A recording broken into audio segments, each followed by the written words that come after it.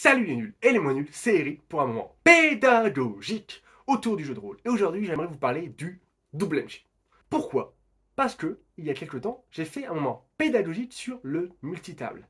Et il se trouve que sur Twitter, sur Facebook, ou même en commentaire de la vidéo sur YouTube, j'ai noté une certaine confusion sur les termes et les modalités.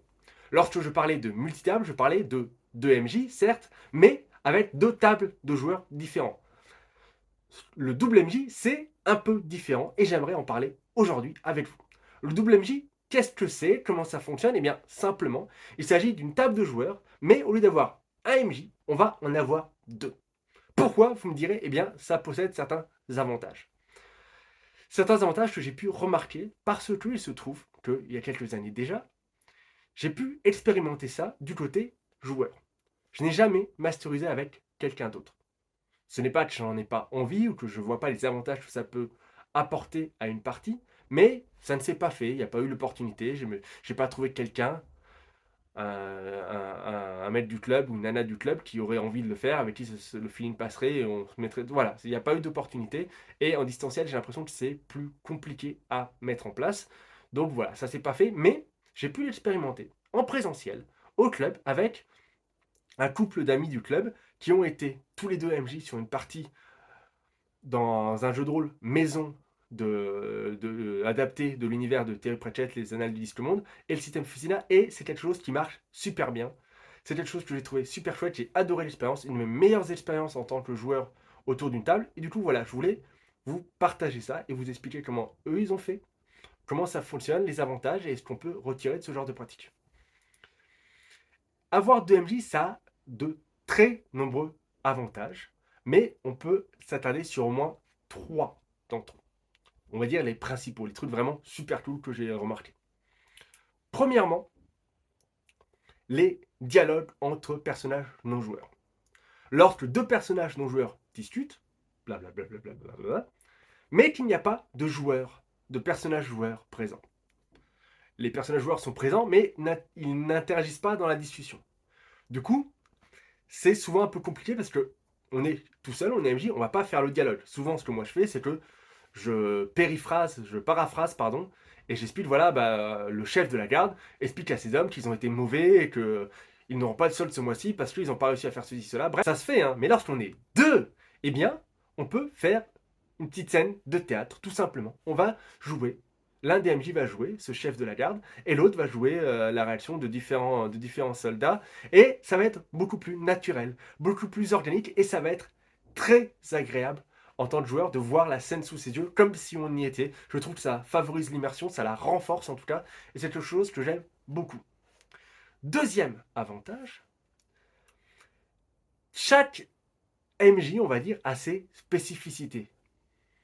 Je ne vais pas faire ma propre analyse parce que voilà, c'est compliqué et puis ce serait plus aux gens de dire en quoi je suis bon, en quoi je suis moins bon, mais j'ai pu remarquer au fur et à mesure de mes 2 décennies d'expérience que chaque personne va avoir des points forts et des points faibles dans sa manière d'animer, de masteriser, de faire des descriptions. Bref, on va avoir Bidule qui est super fort dans les descriptions, mais qui est incapable de gérer un combat tactique.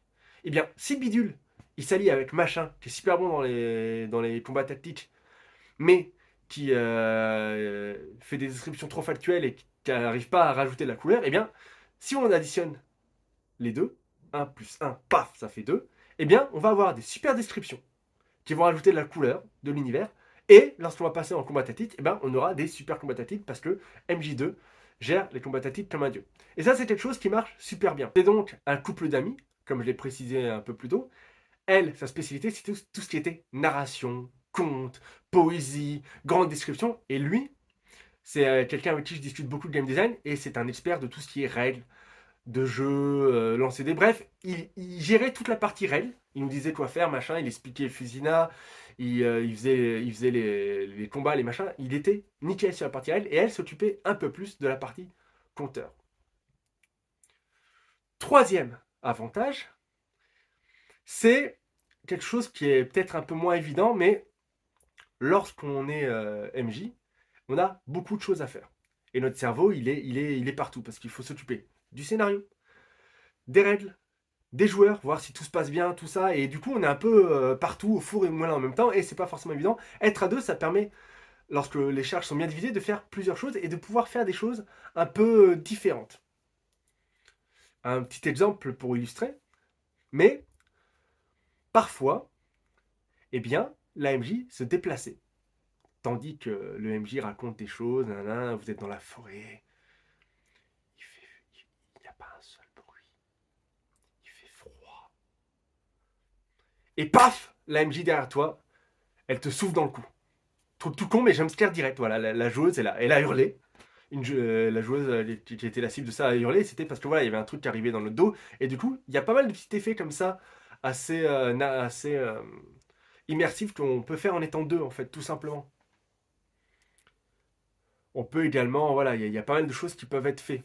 Pareil, les apartés. Moi, j'aime pas les apartés, je trouve ça pas bien, parce qu'on perd du temps, parce que mettre une personne à part, je trouve qu'on perd en fluidité. Ben, avec deux MJ, MJ1 peut faire un aparté avec un joueur pour lui expliquer des trucs, tandis que MJ2 continue de faire jouer les autres. Bref, il y a plein d'avantages à être deux pour être MJ sur une partie. Et voilà, moi c'est quelque chose que j'aime beaucoup. Le seul petit inconvénient peut-être, et ce qui fait que je n'ai pas encore passé le pas, c'est que c'est quelque chose qui va devoir s'organiser. Être deux pour animer une partie de jeu de rôle, c'est pas forcément aussi simple que d'être tout seul. Ça apporte oui des trucs en plus. Oui, ça a des avantages, mais il faut trouver une personne avec laquelle on s'entend bien. Une personne avec laquelle on a des atomes crochus de jeu de rôle, parce qu'on veut faire le même scénario, ou en tout cas, on fait jouer de la même manière. Et ça, on sait que ça va pouvoir coller. Donc voilà, c'est des trucs à essayer. Là, il se trouve que dans mon exemple, c'était un couple. Et forcément, un couple, bah voilà, ils sont comme les doigts de la main. C'est quelque chose qui a marché instinctivement. Et moi, je dois vous dire que en tant que joueur autour de la table, j'ai pris un pied pas possible. C'était vraiment génial. Tout est génial. Voilà, c'est dit et redit. Donc voilà, n'hésitez pas à l'occasion d'essayer, si vous avez un bon pote, une bonne pote ou votre chérie, peu importe, essayez à l'occasion d'être MJ2, vous verrez, ça vous changera la vie. C'est tout pour moi. Merci de m'avoir écouté jusque-là, et puis je vous dis à plus les nuls.